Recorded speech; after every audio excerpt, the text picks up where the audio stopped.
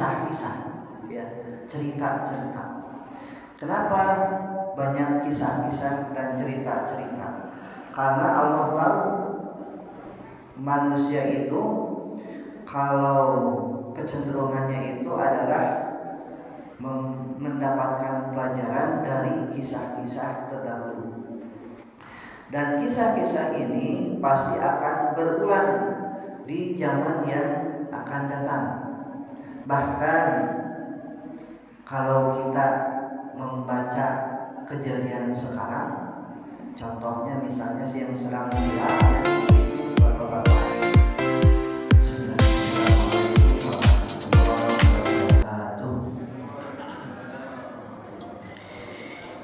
Innal hamdalillah nahmaduhu wa nasta'inuhu wa nastaghfiruh wa na'udzu billahi min shururi anfusina wa min sayyiati a'malina man yahdihillahu fala mudilla lahu wa may yudlilhu fala hadiya lahu. Asyhadu an la ilaha illallah wahdahu la syarika lahu wa asyhadu anna Muhammadan abduhu wa rasuluh alladzi la nabiyya ba'dahu. Allahumma shalli ala sayyidina Muhammad wa ala ali sayyidina Muhammad. Qala Allah ta'ala fi kitabihil karim, a'udzu billahi minasy syaithanir rajim. Bismillahirrahmanirrahim. Wa ma anzalna 'alaikal kitaba illa litubayyana lahum alladzi ikhtalafu fihi wa hudaw wa rahmah liqaumin yu'minun. Al-ayat. Sallallahu alaihi. Faqala Nabi sallallahu alaihi wasallam, man arada dunya fa'alaihi bil ilmi, wa man arada al-akhirah fa'alaihi bil ilmi, wa man aradahuma fa'alaihi bil ilmi. Al-hadis. Ibu-ibu, bapak-bapak, hadirin rahimakumullah. Pertama-tama marilah kita senantiasa memanjatkan puji dan syukur kita kepada Allah Subhanahu wa taala, yang mana pada kesempatan ba'da subuh ini Allah masih memberikan kita begitu banyak kenikmatan, nikmat iman, Islam, kesehatan, bahkan hidayah yang tidak semua orang diberikan hidayah. Bahkan ada 3 golongan yang dimana golongan-golongan ini tidak akan oleh Allah diberikan hidayah. Yang pertama, wallahu la yahdil qaumal kafirin.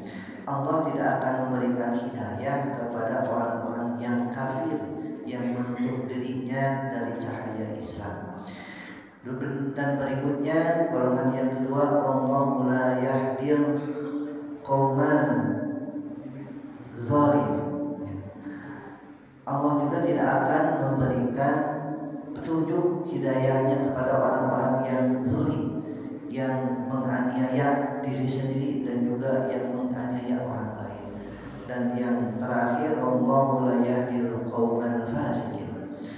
Allah tidak akan memberikan hidayah kepada orang-orang yang fasik, tahu itu salah tapi masih dikerjakan, tahu itu kebenaran tapi menolaknya dengan dalih yang begitu banyak.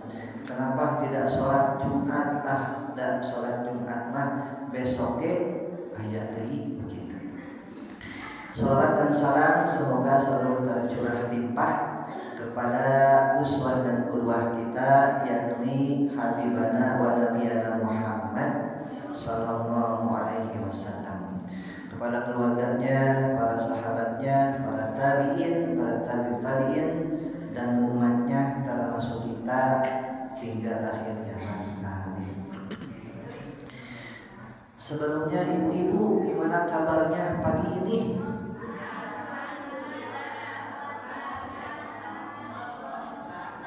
Masya Allah. Tidur nyenyak bu? Nyenyak, ya alhamdulillah. Bapak-bapak, gimana kabarnya pagi ini?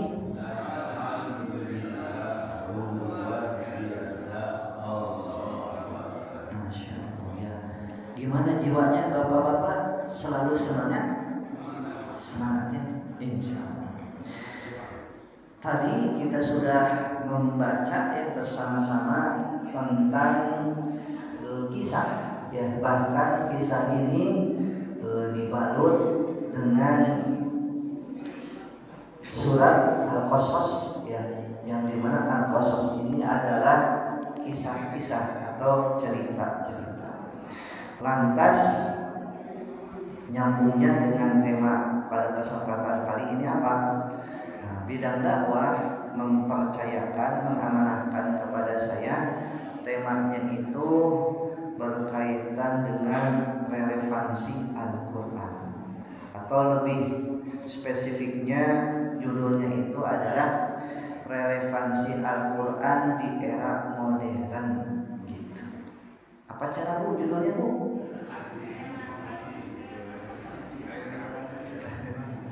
Rada hese judulnya ya. Relevansi Al-Quran di era modern. Nah, lantas apa relevansi itu ya? Dalam Kamus Besar Bahasa Indonesia, relevansi itu adalah hubungan, kaitan gitu. Jadi Al-Quran itu sepanjang zaman, karena bagi orang yang beriman Al-Quran itu adalah pedoman hidup ya. Dan kita tahu bersama sepertiga Al-Quran adalah berisi kisah-kisah ya, cerita-cerita. Kenapa banyak kisah-kisah dan cerita-cerita? Karena Allah tahu manusia itu kalau kecenderungannya itu adalah mendapatkan pelajaran dari kisah-kisah terdahulu. Dan kisah-kisah ini pasti akan berulang di zaman yang akan datang. Bahkan kalau kita membaca kejadian sekarang, contohnya misalnya yang sedang viral ya, ibu-ibu, bapak-bapak, yang sedang viral itu oknum ya, salah satu oknum yang kelihatannya itu dia harusnya itu memberikan pencerahan, memberikan perlindungan, tapi malah membuat orang-orang yang di bawahnya yang harusnya dilindungi dirusak ya. Contoh di salah satu kabupaten kalau nggak salahnya di Pati di Jawa. Nah itu ada oknum yang dimana disebutnya kiai ya, kiai, tapi melakukan hal yang kalau boleh dibilang mah setan teh tepuk tangan ya. Karena apa? Keburukannya itu melebihi saya, kata syaitan tehnya, kata iblis teh. Yang dimana diinformasikan bahwa melecehkan santriwati berapa cenah Bu? 50 ya. Sungguh luar biasanya, prestasi yang sangat buruk sekali begitu ya. Rekor. Atau ada misalnya yang sebelumnya itu Syekh begitu ya, dari Mesir. Nah, inisialnya Sam. Padahal dari segi apa ya, penampilan itu sangat religius gitu ya, religius. Tapi ternyata ada perbuatan yang sebetulnya mah ketinggalan zaman ibu-ibu, bapak-bapak. Karena perbuatannya ini sudah lama ya, beratus-ratus tahun yang lalu ya, bahkan ribuan tahun gitu ya. Apa? Yakni perbuatan LGBT ya, kaum Nabi Lut dilaksanakan pada zaman saat ini abad ke-20 berapa sekarang Pak? 21 22 abad 21 ya, ke-22. Nah masih ada perbuatan tersebut gitu. Nah lantas kembali ke judul relevansi Al-Quran di era modern. Nah tadi kita bersama membaca Al-Quran surat Al-Qasas ayat 76 sampai 77. Di sini ada kisah yang menarik. Nah kita sama-sama ingat bahwa dulu zaman Nabi Musa Nabi Musa itu punya saudara, ya, saudaranya namanya Qarun.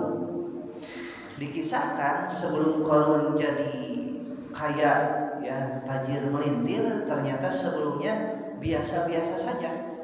Bahkan Qarun ini dia ahli dalam ibadah, dekat sama Nabi Musa begitu. Namun kehidupannya memang sederhana, ya.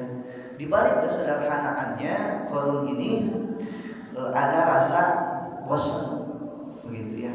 Maka Qarun ini meminta doa kepada Nabi Musa, wahai Musa, doakan aku supaya jadi orang yang berubah lebih baik, ya. Dan qadarullah, Qarun ini karena dekat dengan Nabi Musa, didoakan oleh Nabi Musa, ya, maka jadilah Qarun ini menjadi orang kaya, tajir melintir begitu, ya. Kita tajir melintir bahasa dari mana? Tajir melintir gitu, ya. Nah, melintir mah dipelintirkan gitu, ya. Kayaknya merenang kaya banget lah gitu, ya, bahasanya. Kalau sudah mah bro dipantok malayah di tengah imah kan gitu, ya. Harta itu saking banyaknya.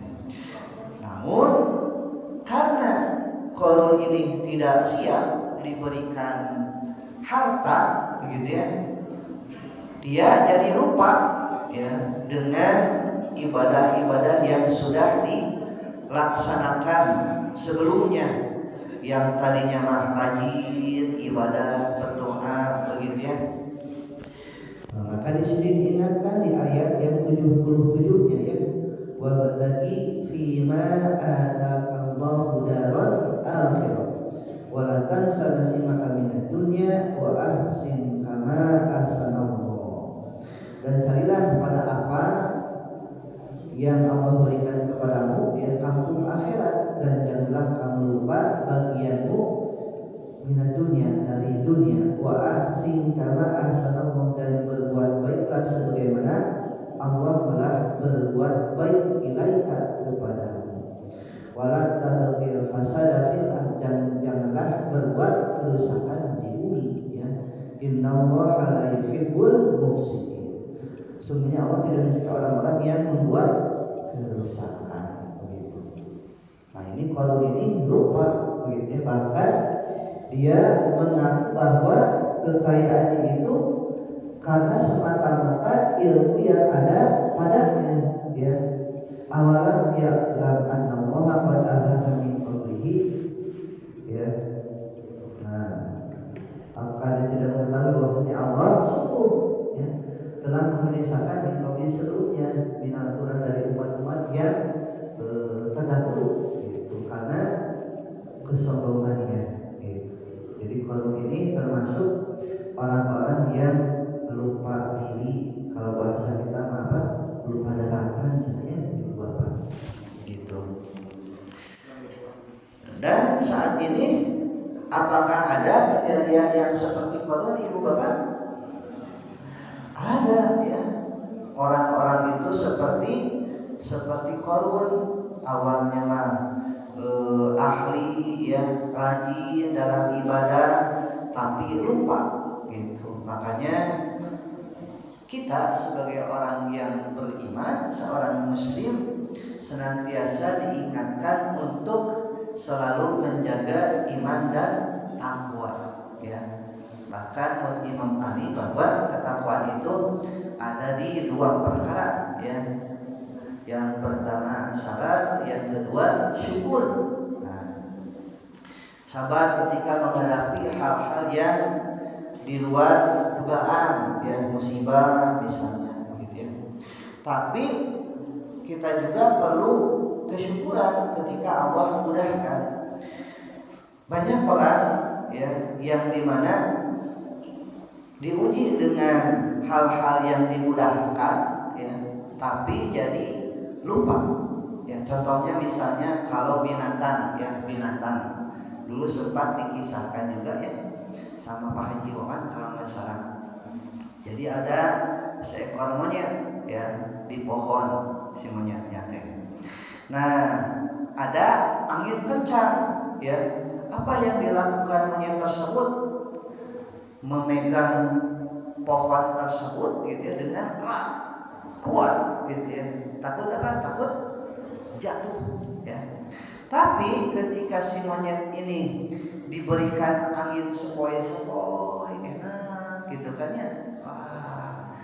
Ngantuk dia, jatuh. Manusia juga seperti itu ya. Ketika diuji misalnya dengan kekurangan harta gitu ya, peperakat kepada Allah, ya Allah tolong hamba, ya Allah kuatkan hamba. Ketika diuji kekurangan, musibah dan lain-lain, dekat dengan Allah begitu. Tapi ketika misalnya diberikan kemudahan, ya, harta, jabatan, banyak orang yang lupa. Salah satunya tadi yang disampaikan oknum, ya, yang dinamakan kiai, diberikan apa? Harta dikasih sama Allah, jabatan dikasih, ya, terkenal ulama, kedudukan gitu ya, bahkan posisi di masyarakat dipercaya. Tapi karena tidak hati-hati, ya, tidak bersyukur, nah maka hal yang buruk dia lakukan. Nah, lantas kembali ke kisah Qarun tadi. Nah, di sini saya akan sampaikan beberapa kisah juga begitu ya, selain Qarun. Nah, lantas apa relevansi kisah Qarun pada zaman sekarang begitu ya? Nah, di sini di dalam kisah Qarun ini tersirat begitu ya, bahwa ada bahaya kapitalisme, ya, dan pamer harta, kekayaan, jabatan, ilmu begitu ya. Bahkan dikisahkan tadi ya, Qarun itu memiliki kekayaan melimpah sampai kunci gudangnya saja, kuncinya saja, ya, dipikul banyak orang. Nah, ya, tapi dia sombong, ya, karena ini mah karena ilmu, ya, kayak itu. Nah, maka kalau zaman sekarang mah mirip fenomena flexing, ya, kan sekarang itu di media flexing, pamer, ya, ada yang pamer hartanya, ada yang pamer ilmunya, ada yang pamer skillnya begitu ya, dengan niatan bukan karamo, ya, tapi agar dipuji begitu ya, agar diberikan apresiasi begitu ya. Nah, hedonisme gitu ya, lebih ke hal-hal duniawi, ya. Jadi di dalam Al-Quran itu mengingatkan bahwa kekayaan itu ujian, ya, bukan bukti kemuliaan kalau dia tanpa rasa syukur dan tanggung jawab sosial, ya. Harta bisa jadi penyebab kehancuran, ya. Tapi oleh Rasulullah dan para sahabat sebaliknya, ketika diberikan harta, diberikan jabatan, diberikan keleluasaan, maka hal tersebut menjadikan mereka mulia begitu. Ada yang saat itu kaya, ya, salah sahabat kaya, sedang paceklik saat itu, ya, di mana-mana sangat banyak sekali kekurangan, ya, namanya paceklik, ya, kekurangan bahan makanan segala macam gitu ya. Tapi adalah salah satu sahabat yang dimana hartanya itu disumbangkan bagi kaum muslimin gitu ya. Bahkan ada punya anggur yang sangat melimpah, disumbangkan begitu ya. Bahkan di apa namanya itu ya, pokoknya mah sina habis saja gitu ya, si anggurnya tersebut, ya. Akhirnya tersisalah anggur-anggur yang busuk, ya, anggur yang busuk. Nah, alhamdulillah saya jadi miskin, kata salah satu sahabat ini. Alhamdulillah gitu ya, hartanya habis gitu. Tapi qadarullah, Si sahabat ini ternyata didatangi salah satu utusan dari kerajaan yang sangat jauh ya. Nah, sedang mencari kurma yang busuk ya. Sok jangan dibeli beberapa kali lipat. Dibeli akhirnya menjadi kaya lagi ya. Masya Allah ya. Kisah sahabat siapa itu? Bapak-bapak masih ingat? Nah, pernah disampaikan juga ya di sini teh sama siapa ya, Pak Jiwa juga kalau nggak salah, yang punya anggur siapa? Abdurrahman bin Auf ya. Karena dia punya mental yang kaya ya, ketika mau miskin teh susah, ada jalannya jadi kaya. Bahkan ketika hijrah juga beliau tidak membawa apa-apa ya, cuma membawa skill ya. Padahal dipersaudarakan dengan orang yang kaya juga di sana itu ya, di Madinah teh dipersaudarakan. Kalau kita berarti dipersaudarakan dengan seseorang yang misalnya mah kita bisa mengambil manfaat darinya, ya mampang pun berarti gitu. Abdurrahman bin Auf dipersaudarakan dengan sama orang kaya juga ya, sebutlah si Fulan ya. Kata si Fulan teh, "Wahai Abdurrahman, sok kamu mau apa dari saya? Karena kan kita sudah dipersaudarakan oleh Rasulullah. Saya kebetulan di sini orang yang kaya, sok harta saya boleh sama kamu ambil setengahnya. Bahkan istri, ya.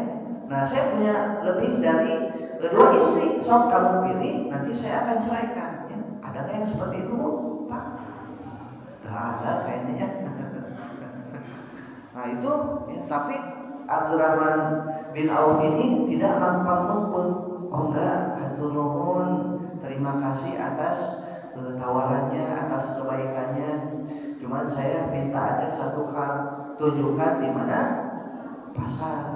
Dan di sanalah beliau itu berkomunikasi begitu ya dengan pedagang-pedagang di pasar, barang-barang apa yang sering dijual, jualan di sana, dan akhirnya menjadi kaya gitu ya. Nah, kisah Qarun yang kaya ya relevan ya. Kisah sahabat yang kaya relevan dengan zaman saat ini begitu ya. Satu cerita ya, kisah Qarun ya dan sahabat. Terus ada juga kalau ini mah buat para pemuda. Zaman dulu ada pemuda-pemuda yang soleh. Ada yang bilang 3 orang, ya ada yang bilang 5 orang, ada yang bilang 7 orang, ya. Dan 7 orang ini yang maksimal. Saat itu dikuasai oleh penguasa yang zalim. Diharuskan orang-orang itu menyembah berhala, ya.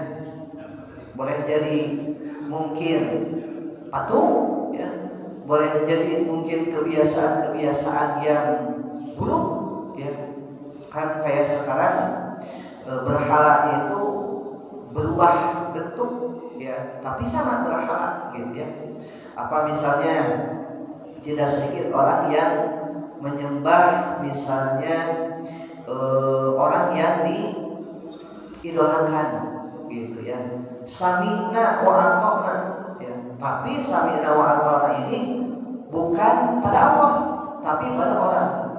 Kata oknum misalnya, kamu harus begini, nurut ya. Kamu harus begini, nurut ya. Nah, kisah pemuda tersebut ada di dalam Al-Quran. Nah, ibu bapak juga tahu ya, yakni kisah Ashabul Kahfi. Nah, ini adalah pemuda-pemuda yang dia itu mengasingkan diri dari saat itu keadaan yang sangat luar biasa, chaos yang sangat luar biasa, sesat ya. Tidak sedikit ya. Sekarang juga orang-orang teh sesat. Nonton misalnya sesuatu yang menjadi hiburan tapi melupakan tugasnya ibadah kepada Allah ya. sudah lupa sholat, sudah lupa dengan Al-Quran, sudah lupa dengan kewajiban, gitu ya. Seperti itu. Contoh misalnya ya,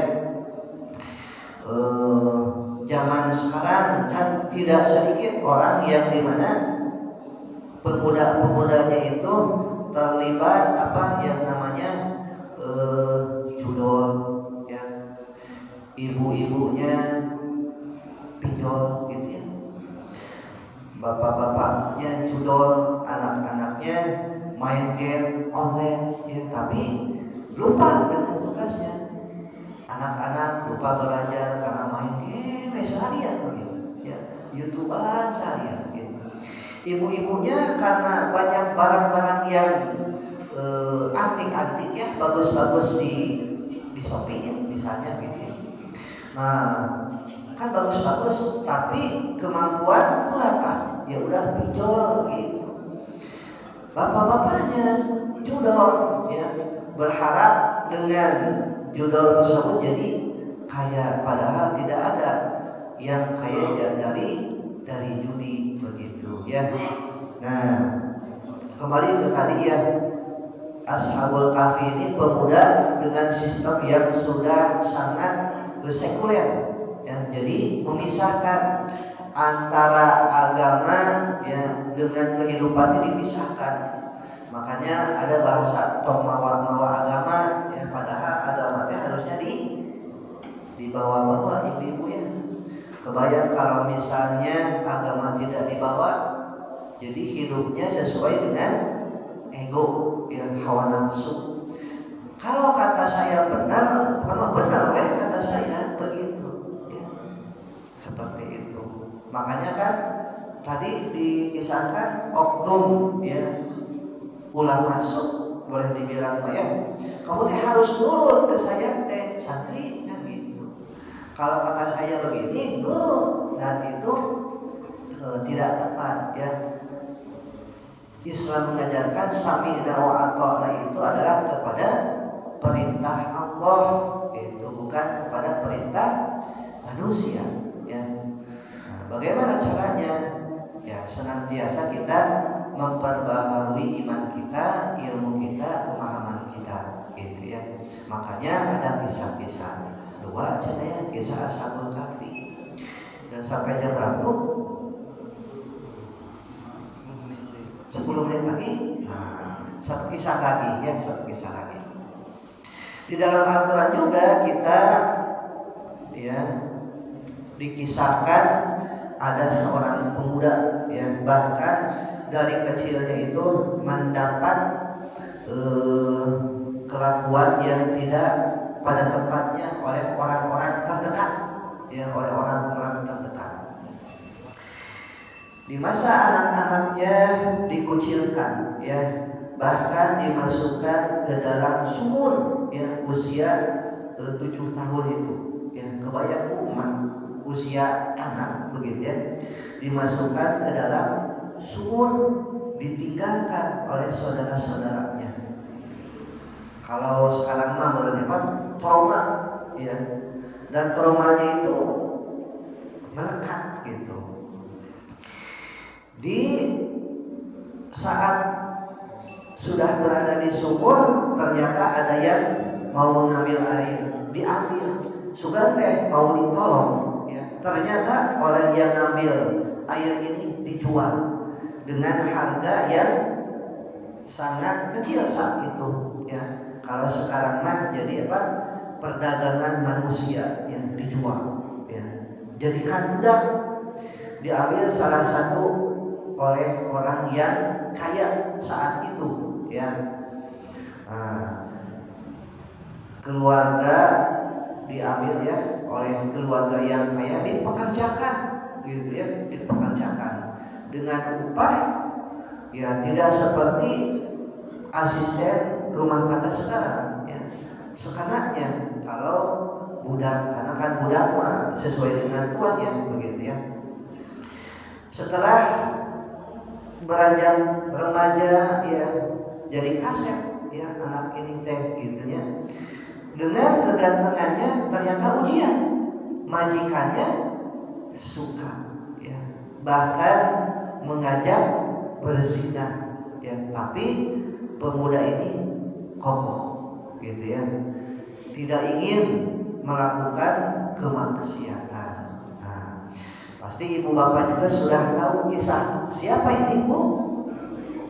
Kisah Nabi Yusuf.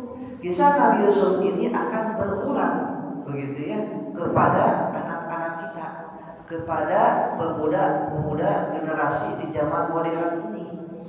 Bahkan saya juga dulu pernah pas ketika tahun 2009 kalau nggak salah ya, 2009 itu ketemu sama orang yang tinggi besar ya, kepalanya botak bedegul gitu ya, ngobrol, Sep, ya, Asep gitu ya. Saya juga dikenal namanya Asep, tapi Asep begitu nama apa namanya itu panggilan lah, Asep, Cep gitu kan ya. Yang ngobrol, ternyata dia teh germu, ya.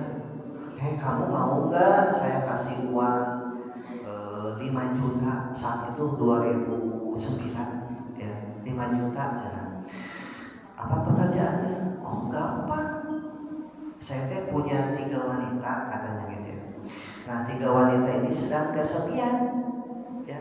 Kamu tinggal nurut aja kepada 3 wanita ini di kumaha oge begitu, ya.